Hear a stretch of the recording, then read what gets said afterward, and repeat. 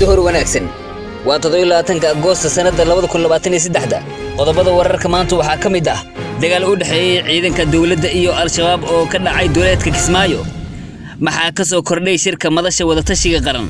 hogaamiyaha SSC Qaatumo oo ka hadlay maxaabiis uu sheegay in ay ka qabteen Somaliland dhalinyaro Soomaali ah oo isku rasaasay Edmonton dalka Canada ciyaarihina waxa kamid ah Arsenal oo hoygeega barbardhac kula gashay Fulham Manchester United way guuleystay West Hamna waxay ku tumatay Brighton aniguna waxaan ay Xasan Neyman haddaba warkii oo dhameystiran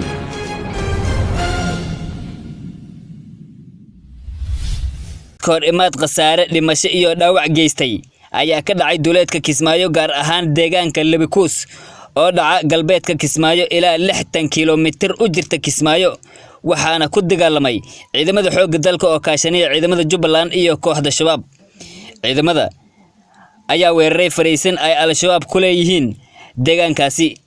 adaba xogtaan oo aan ka helay VOA ayaa wariyaha VOA Aadan Maxamed Salaad uu qadka telefoonka kula xiriiray afhayeenka ciidamada Jubbaland gaashaan la dhexe Maxamed Faarax Daahir isagoona ugu horeyn weydiiyay sida ay wax u dhaceen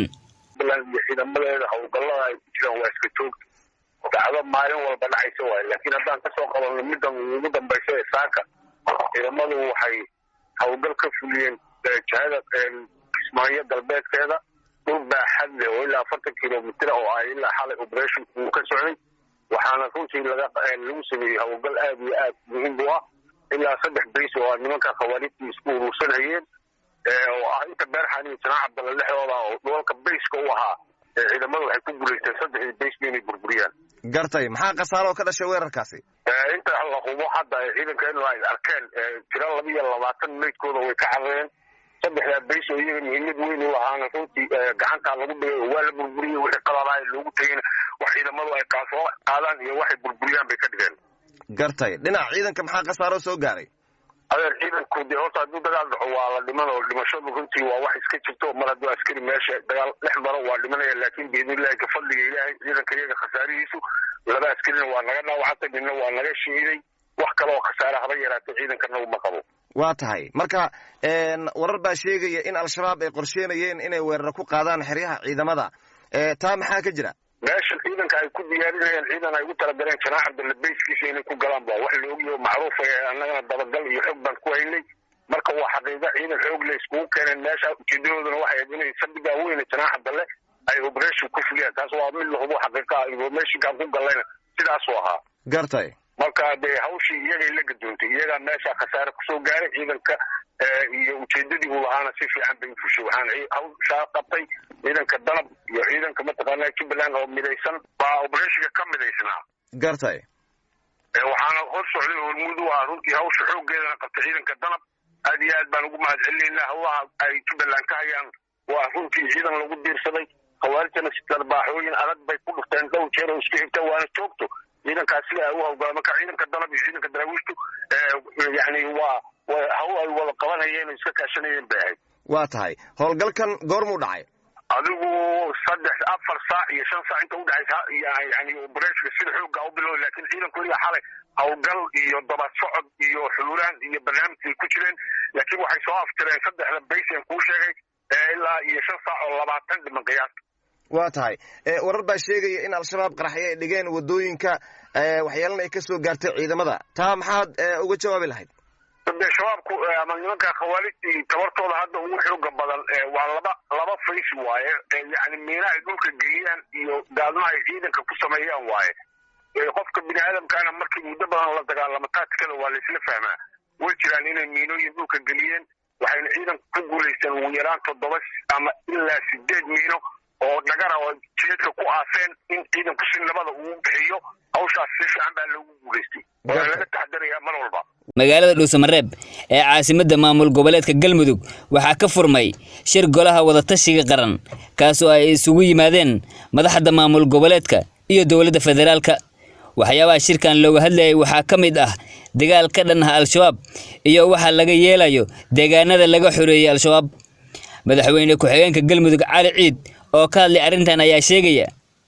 waa mahadsantahay ajandayaasha shirka guud ahaan amniga wadanka ay ku xigto la dagaalanka argagixisada al-shabaab iyo sidii dowladda dhexe iyo dowlad goboleedyadu ay hal guluf u wada qaadi lahaayeen loona soo dhamaystiri lahaa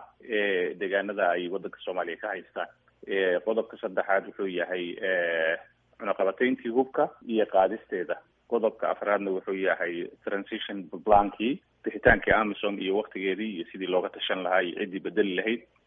iyo haddii loo baahan yahay in mataqaanaa la hakiyo intaba iyadana waa laga tashanayaa. Waxaa jira qodobka labaad oo ah xasilinta deegaano badan oo Soomaaliya ka mid ah ayaa al-shabaab laga qabtay. Galmudug degmooyin waaweyn oo Harar Dheere ay ka mid tahay, Ceel Dheere ay ka mid tahay, Ceel Buur oo shalay gacanteena soo gashay ay ka mid tahay, Galcad ay ka mid tahay, iyo deegaano aada u ballaaran ayaa nagu soo siyaaday oo xukunkeena kusoo siyaaday. Iyagaasaa waxay u baahan yihiin xasilin, waxay u baahan yihiin in mataqaana waxbarashadii dib loo furo, caafimaadkii dib loo furo, stationadii booliska dib loo furo, wacyigelin loo sameeyo, noloshoodii 15 sano ee mugdiga ku jirtay wax ka bedelan inay arkaan, ugu yaraan inay arkaan dowladdu inay dhaanto. booliska magaalada Edmonton ee gobolka Alberta ee dalka Canada ayaa wada baaritaan la xiriira israsaaseyn ka dhacday magaaladaasi oo ay ku dhaawacmeen 3 qof. Soomaalida ku nool Edmonton ayaa walaac ka muujiyay weerarka ayagoo ku baaqay in wax laga qabto dhacdooyinka soo noqdo ee la xiriira dhalinyarada. haddaba dagaalada laascaanood ee wararka laga helaya ayaa sheegaya in Cabdiqaadir Axmed oo Cali Firdhiye oo ah hogaamiyaha maamulka la baxay SSC Khaatumo ayaa sheegaya in xaaladda gobolka Sool ee shalay dagaalku ka dhacay ay degan tahay. Firdhiye oo wareysi siiyay VOA ayaa sheegaya in ay qabteen maxaabiis fara badan isla markaana ay maxaabiistaani ku bedelan doonaan maxaabiis uu sheegay in Somaliland ay ka hayso. haddaba Cabdiqaadir Firdhiye ayaa ugu horeyn la weydiiyay xaalku sidii yahay maanta. xaaladdu maanta way kala degan tahay, nabad qaba magaalada lagu fadhiyaa, madaafiic ku soo dhici mayso, cadaadis kama jiro, culays ma saara magaaladii. maanta magaalada nabadgelyo weyn bay u fadhidaa, farxadeeda damaashaad baa lagu jira walaalle. ciidanka iyagu walaalle wuxuu joogaa gudaha deegaanada SSC uu ku sugan yahay. goobta ugu shisheysay uu joogaana waxa weeyaan magaalada Guumays la yidhaahdo ama Daar es Salaam la yidhaahdo oo laascaanood 80 kilomitir ka xigta dhinaca galbeed buu ciidanka ku sugan yahay. halkaasaan joognaa. walaalo waa run dagaalkii shalay ka dhacay, maxaabiis fara badan baa lagu qabtay. maxaabiistaasi waxay isugu jirtaa kuwa bed qaba iyo kuwo dhaawac ah bay isugu jirtaa. maxaabiista haddeerta aanu haynaay waxay kor u dhaafaysaa 170 maxbuus. uu kordhi karaya nambarkuna hadii la kariyo insha Allah taala. maxaabiistan waxaa la marsiin doonaa shuruucda maxaabiista caalamiga u degsan baa la marsiin doonaa. maxaabiistu anaga Muuse naga hayaa, Muuse weli weerar buu nagu soo yahay, dhulka ayagii buu sheeganayaa. arrimahaasoo dhan markay meesha ka baxaan maxaabiistan sabab uun si haysanaa meesha ma taalo. ma dilayno, ma xumaynano, ma dhibaataynano. kuwii dhaawaca waa daweynay, kuwa bed qabana goobo wanaagsan baan ku haynaa. maxaabiistatan ujeedda aanan ka ahayn in aanu daryeelno kama lihinaan. horyaalka Ingiriiska kooxda Arsenal oo gurigeeda ku martigelisay Fulham ayaa iska celin weyday ciyaartoyda Fulham waxayna ciyaartu ku soo idlaatay 2-2. kooxda Manchester United waxay 10 lama ilaabaan ah u dhigtay Nottingham Forest halka ciyaarta ay ku dhamaatay 3-2. West Hamna Brighton ay ku tumatay. warkii maanta waa naga inta anigoo Xasan Eeman ayaa in la socodsiinayay tan iyo kulanti kalena nabadgelyo.